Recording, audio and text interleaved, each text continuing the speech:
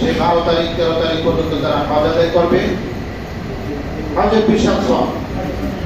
কোনো ব্যক্তি যদি সত্যিকার অর্থে সে হজ আদায় করে আর এই ক্ষেত্রে কোনো গুনাহের সাথে সে লিপ্ত না হয়, হজ ভঙ্গকারী কোনো কাজের সাথে যদি সে লিপ্ত না হয়, তাহলে আল্লাহ তাআলা তাকে এমনভাবে ফেরত দেন যেন হয়তো বলবেন না চলে যাবে। বসার ক্ষেত্রে দুইটি আদব, যদি কোনো ফাঁক শেষে কি করবো বুখারী হাদিস, আমরা এই আদবটা রক্ষা করার চেষ্টা করবো। আল্লাহ তাআলা আমাদেরকে তৌফিক দান করুন।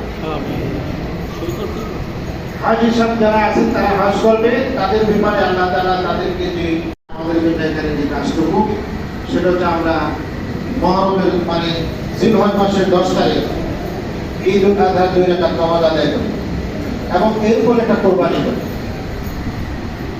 আসলে কোরবানিটাই করে দিয়েছে, তারা যদি সেই কোরবানি না করে অনেক তরফের তারা গুনাহগার হবে।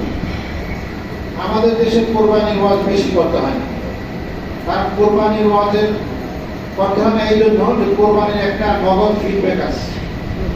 প্রথম ফিডব্যাক হলো আপনি কোরবানি করেছেন, বিশাল গরু মানুষে বলবে বিশাল কোরবানি করেছেন। দ্বিতীয় ফিডব্যাক হলো বাচ্চা কাচ্চারা বন্ধু বান্ধব তাদের কিনে